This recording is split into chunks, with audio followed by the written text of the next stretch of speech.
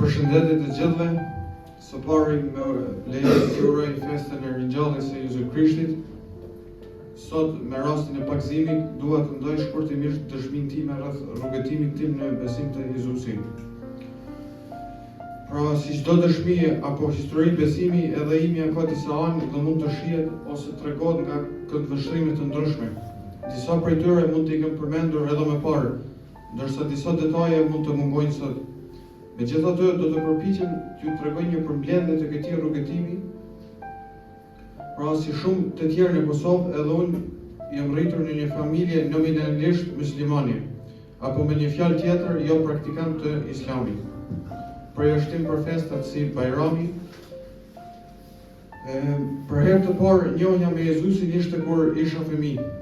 Mbaj mend që kam parë filmin e Jezusit, i cili ishte i dubeluar në Shqip dhe i transmetuar gjithmonë në kanalet e televizioneve tona përgjatë festave të Krishtlindjes apo Pashkëve.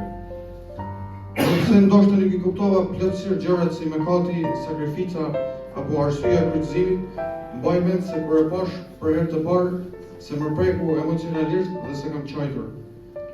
Unë mund të kuptoja se sa i mençur dhe i jashtëzakonshëm ishte Jezusi gjatë bisedave të tij, duke shëruar të verbrit dhe duke bërë mrekulli të tjera. Mbaj mend gjithashtu se në fund të filmit thuaj përsërit këtë fjalë nëse besonte Jezusi, dhe duke përshpëritur i kisha thënë edhe unë. Aty ishte njohja ime e parë. Megjithatë, edhe pse kisha interes dhe më pëlqente të shikoja domethënë atë film edhe në vitet e tjera kur transmetohej, ndoshta me kalimin e kohës mendoja se Jezusi ishte vetëm për katolikët.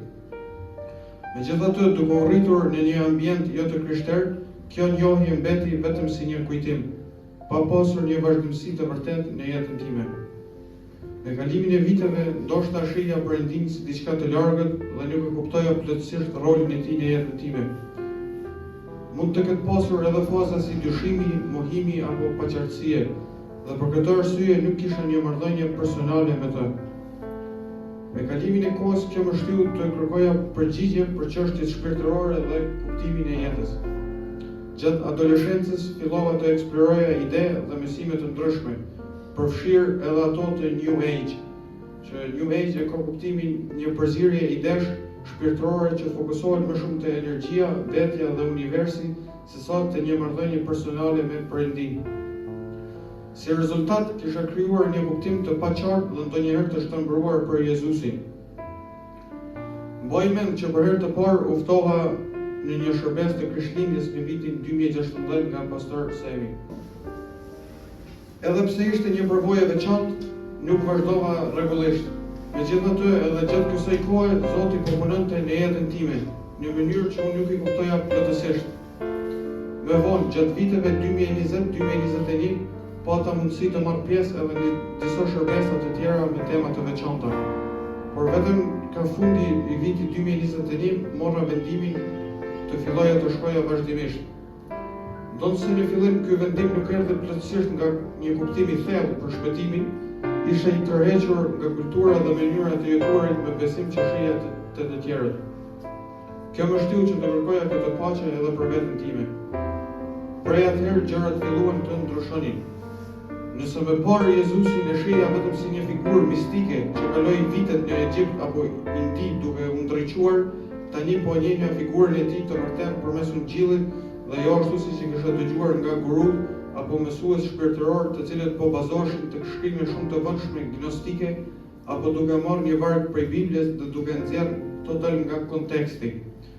Kuptova se ai nuk ishte thjesht një simbol i energjisë, por shpëtimtari që erdhi për mëkatet tona, i cili s'na kërkon të shkojmë në një tempull në Indi apo të kryejmë rituale në vendet ashtu quajtura të shenjta, por Jezusi është ai i cili na fton në pendim. Nëse më parë nuk e njihja mëkatin, tani po e njihja. Kështu pas një kohë duke dëgjuar fjalën e Zotit, nuk po shikoja me gjërat e pahishme në televizion apo internet. Nëse më përpara po kërkoja realizimin e dëshirave apo manifestimet prej universit si mjet për të arritur atë që unë doja, tani po kërkoja vullnetin e Zotit, sepse kam kuptuar që planet e tij do të realizohen ashtu siç janë profetizuar, dëshiruam ne apo jo.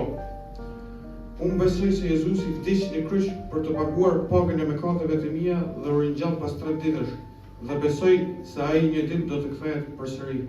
Ju falenderoj.